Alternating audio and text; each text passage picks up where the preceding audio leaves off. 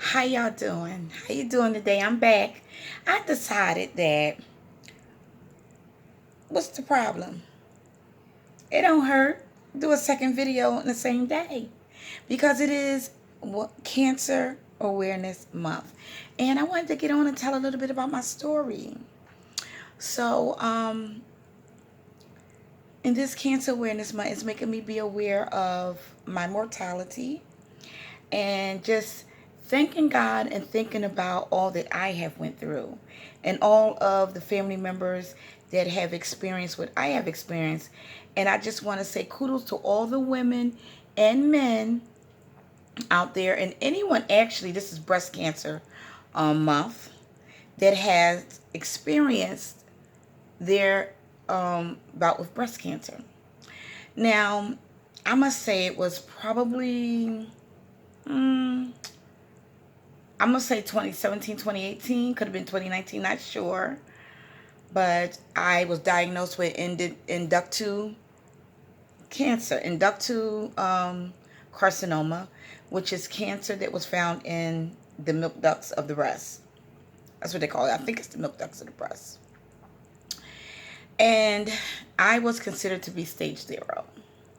Now, I know some could say, stage 0, what is that? Never heard of that. I almost was at stage 1, but because it was not able to travel out of the area, they called it stage 0. Now, um, I'm thankful for that because I have many family members that have passed on from cancer. Whatever form of cancer they got, it's a disease that runs in my family on both my mother and my father's side. And at this moment, this is my 5th year of taking medication. I should be done in December. And then right now, I am cancer free. I am clean. Every mammogram that I have been taking ever since that day that I got everything removed has been negative. And I thank God for that. But it's always that thing in the back of your mind that what if something happens?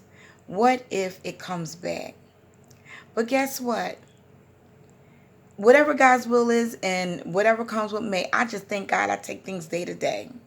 And that's all you can do. You can just take things day to day, right? So, um, it's a sad story.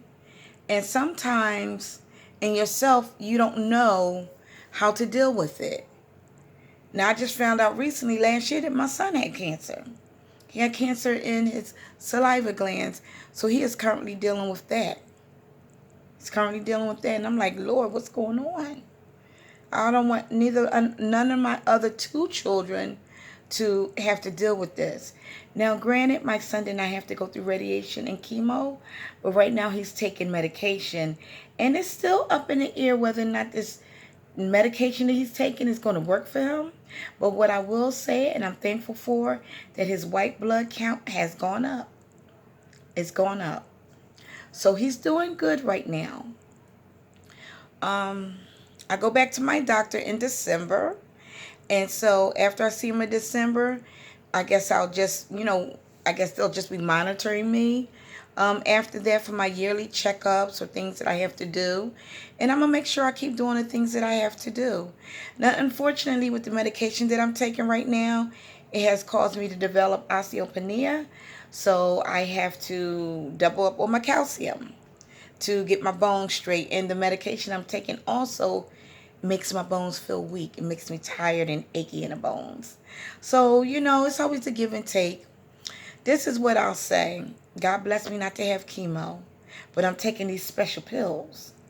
But I did have to have radiation. I think I might have went through radiation for maybe 2 months, maybe 3. Not definite on that.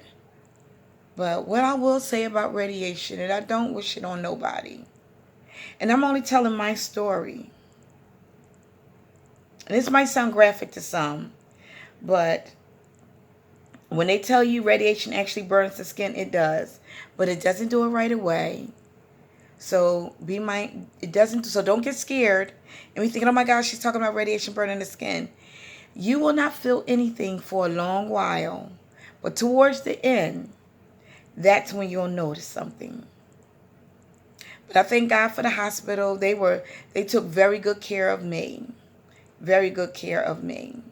And I'm glad to where I am today. So my only thing is now that I have not done, I have not went to a cancer support group. And I think it's because maybe I did not, and I'm being honest and I'm being transparent. I felt like it was serious, but is it serious enough to go to a group? But every now and then I'll always be thinking, maybe I do need to go to a group just to talk about my feelings. And the fact that my son has the same disease should be a motivator for me to go to a group. So that's one of my goals before the end of this year, and that is to join a cancer support group and just talk about my journey and about how I've been feeling. So I posted a video some time ago about my journey with breast cancer, and I will definitely make sure I put it either here or here. It'll be somewhere for y'all to see it. And just so y'all can go back and check that out. I may be talking about more information there, but I just wanted to come on here and just say that during this month of breast cancer awareness, support someone. They may be going through some things that they don't want to tell anybody, because I know I did. And I'm going to be honest, every now and then when I'm in my room alone, away from people, I think about it. I think about my mortality.